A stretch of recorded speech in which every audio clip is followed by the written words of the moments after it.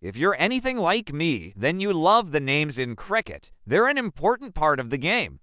You've got your Bradmans and your Sobers, your Flintoffs and your Warners, your Steves and your Gilchrists.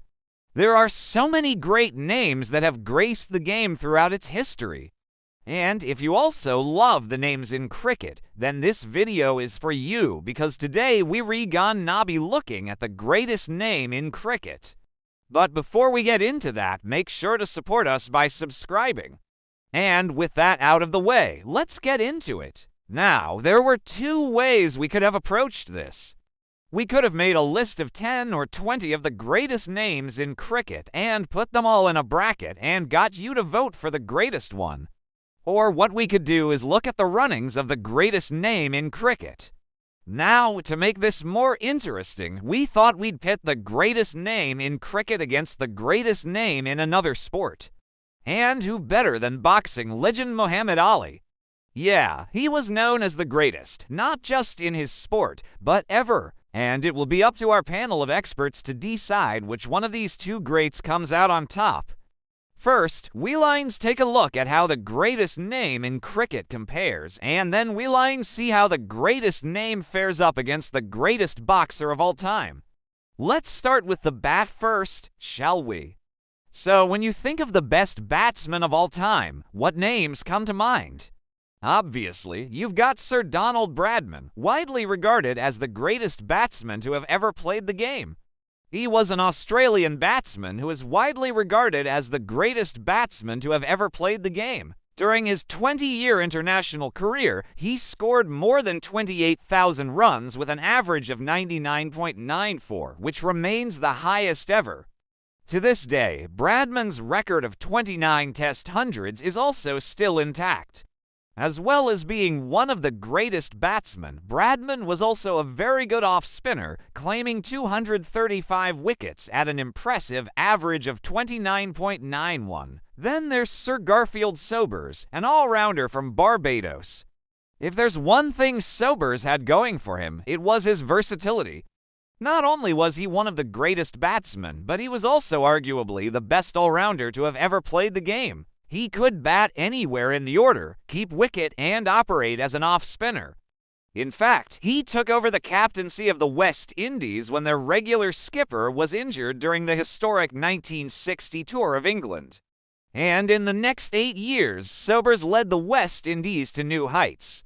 He was one of the key figures behind the Caribbeans becoming the first team to truly challenge the dominance of the Australians and the Englishmen.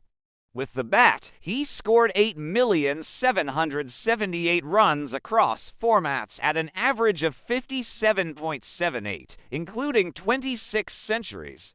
While with the ball, he picked up 322 wickets at 33.5. Then there's Dennis Lillee, one of Australia's greatest fast bowlers, often overshadowed by the likes of Jeff Thomson and Rodney Hogg. Lillee is still Australia's third highest wicket taker in tests with 355 wickets. His fierce delivery was perhaps the most intimidating of them all. He had a knack of getting into the batsman's head and would bowl bouncer after bouncer until the opposition eventually edged one of them. Or maybe they nicked one off the shoulder of their bat. Whatever happened, Lillee was always amongst the wickets. And besides his bowling, he was no slouch with the bat either. In fact, he averaged higher than some of Australia's specialist batsmen. Next up is Adam Gilchrist. Few players have left a lasting impact on world cricket as Gilchrist did. An aggressive left-handed batsman who revolutionized the art of wicket-keeping, Gilchrist was famous for taking the attack to the opposition. It wasn't enough for him to just defend his wicket. He wanted to score runs, and boy, did he score a lot of them.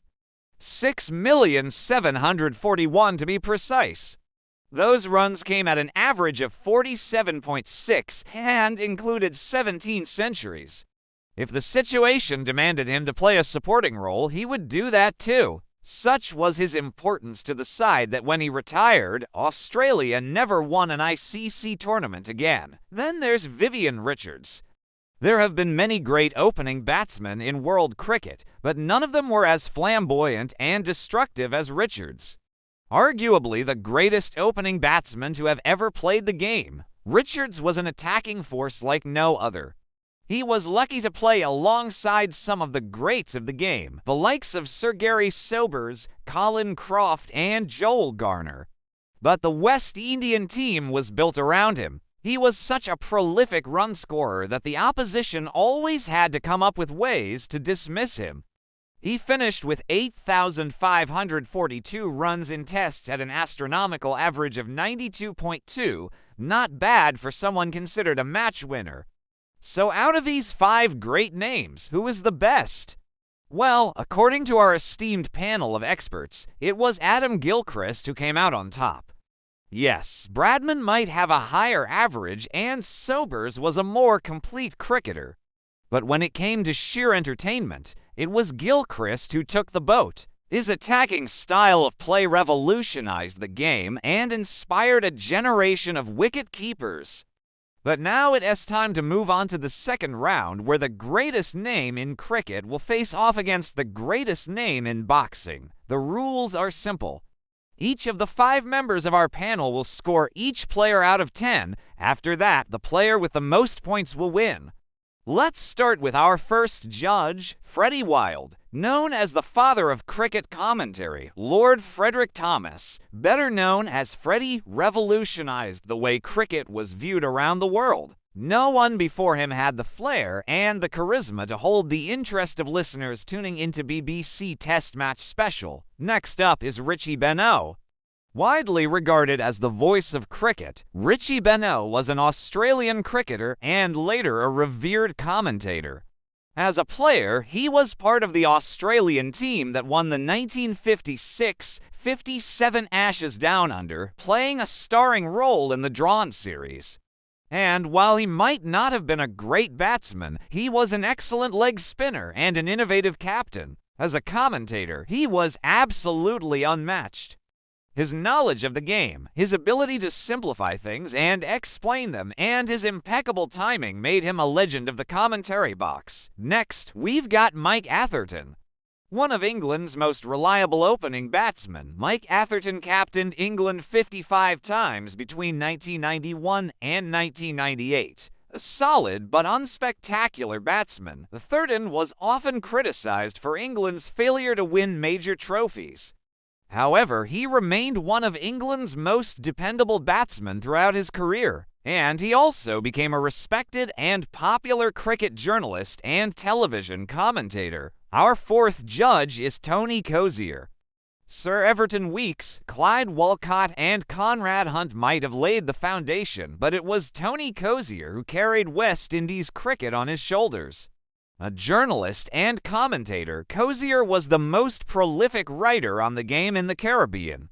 For 3 decades, he chronicled the triumphs and tragedies of West Indies cricket, writing for the Trinidad Guardian and later Cricinfo. He was knighted in 2009 for his contribution to cricket journalism. Finally, we have John Arlott, an English cricketer, poet, and commentator. John Arlott was a true original. His distinctive voice and use of language made him popular among audiences. Sadly, he passed away back in 2001, but had he been alive today, he would have been a big miss on our show. Alright, let's bring in the fighter. Known by many as the greatest boxer of all time, Cassius Clay Jr., better known as Muhammad Ali, was a professional boxer from Louisville, Kentucky. Nicknamed the Louisville Lip, Ali was known for his incredible speed, agility, and reflexes. In fact, he was so quick that he could throw a punch in under a second. That's faster than most people can even react. He was also one of the most outspoken athletes of his era. In an age where most athletes shied away from controversy, Ali courted it. He converted to Islam and changed his name to Muhammad Ali, and when he was drafted into the army, he refused to serve. He was stripped of his heavyweight title and banned from boxing for 3 years. But eventually he returned and regained the heavyweight crown. and in doing so became the first boxer to win the heavyweight championship 3 times. He was inducted into the International Boxing Hall of Fame in 1990 and the World Boxing Hall of Fame in 1993. So what do you think? Who will win this ultimate battle of the titans? Will it be the greatest name in cricket or the greatest name in boxing? Well, let's find out.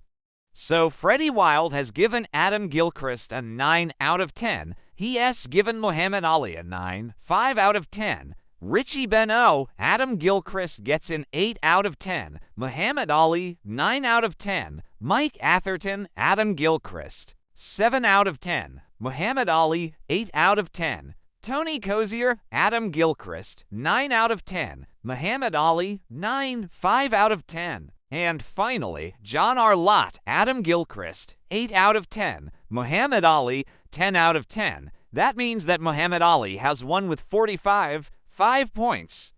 Adam Gilchrist is second with 43 points.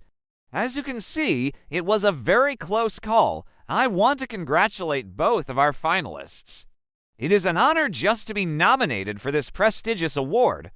But in the end, there can only be one winner. Thank you all for watching, and make sure to subscribe to our channel for more awesome videos just like this one.